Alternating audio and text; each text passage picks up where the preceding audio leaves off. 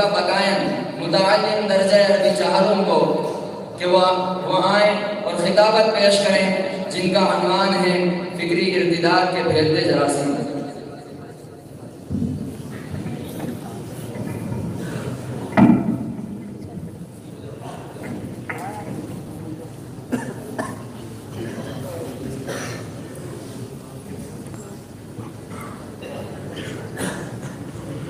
السلام علیکم ورحمۃ اللہ وبرکاتہ۔ الحمد للہ الذی ابدع الافلاک والارضین، والصلاة والسلام علی سید الانبیاء والمرسلین، وعلی آلہ واصحابہ الطیبین الطاہرین، اما بعد فقد قال اللہ تعالی وَلَا تَتَّبِعُوا أَهْوَاءَ قَوْمٍ قَدْ ضَلُّوا مِنْ قَبْلُ وَأَضَلُّوا كَثِيرًا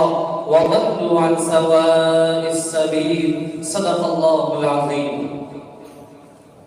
جہاں میں اہل ایمان صورت خورشید جیتے ہیں، جہاں میں اہل ایمان صورت خورشید جیتے ہیں، ادھر ڈوبے ادھر نکلے، ادھر ڈوبے ادھر نکلے۔ جناب حکم محترم، معزز علماء کرام اور مقابلے میں شرکت کرنے والے شعراء سنت واعظین قوم، آج کے اس مسابقتی فصل خطابت میں میری تقریر کا موضوع ہے فکری ارتداد کے پھیلتے جراثیم۔ ہم نے ہر دور میں تقدیس رسالت کے لیے، ہم نے ہر دور میں تقدیس رسالت کے لیے وقت کی تیز ہواؤں سے بغاوت کی ہے،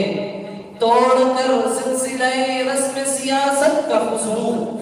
توڑ کر سلسلہ رسم سیاست کا خصوم، ایک فقط نام محمد سے محبت کی ہے۔ ملت اسلامیہ کے غیور نوجوانوں،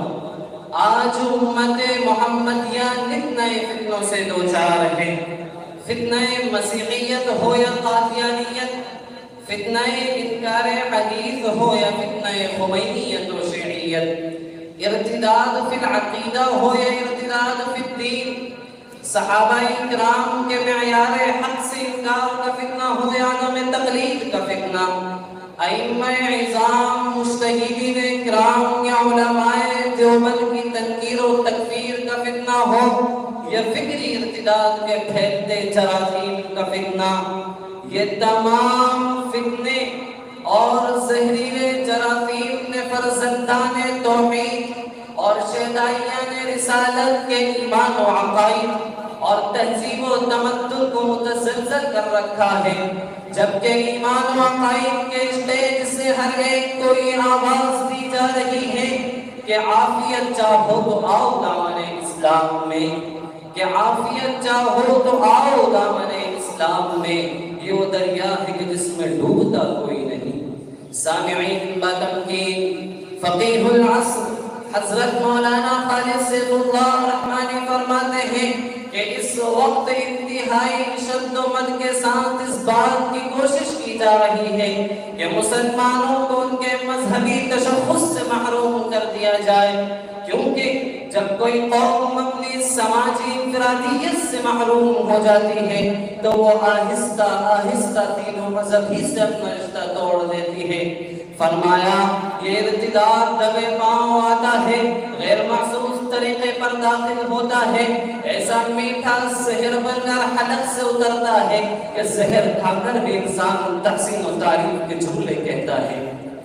حکیم الامت حضرت مولانا اشرف علی تھانوی فرماتے ہیں کہ شرک و کفر صرف مندروں میں جا کر گھنٹی بجانے اور بتوں کے سامنے سجدہ ریز ہونے کا نام نہیں، بلکہ نماز و روزے کے ساتھ اسلام کے ابدی قوانین پر ہلکے سے شک و شبے سے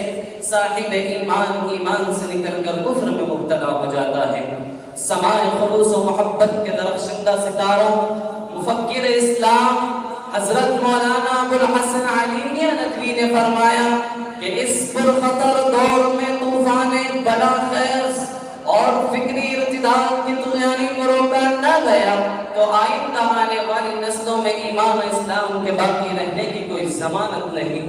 مفکر اسلام نے فرمایا آج معاملہ انگریزی تعلیم کا نہیں اور نہ ہی شرک جلی،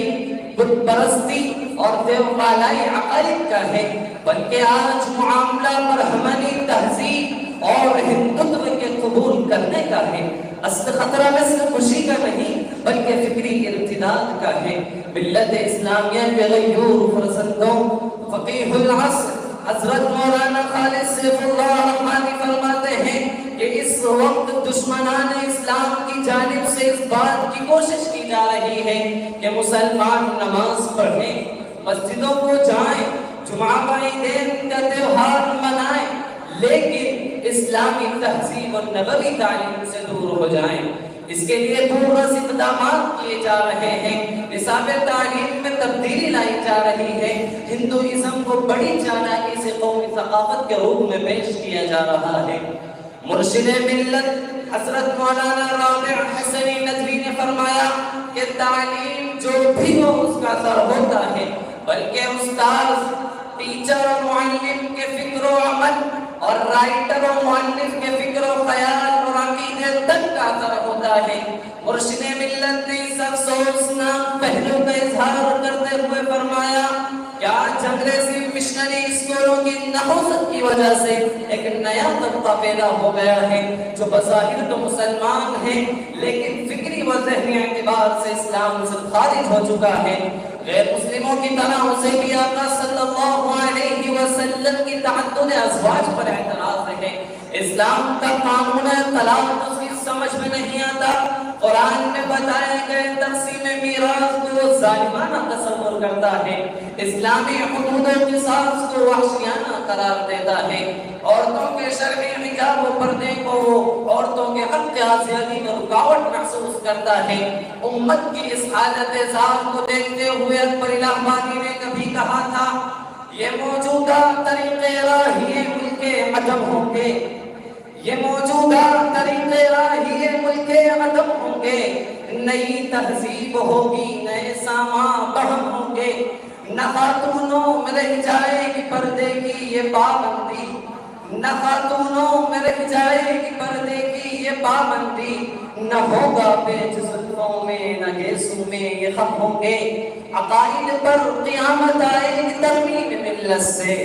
عقائد پر قیامت آئے گی ترمیم ملت سے، نیا کعبہ بنے گا مغربی پتلے صنم ہوں گے۔ اللہم احفظنا من بلاء الدنیا وما توفیقی الا باللہ، والسلام علیکم ورحمۃ اللہ وبرکاتہ۔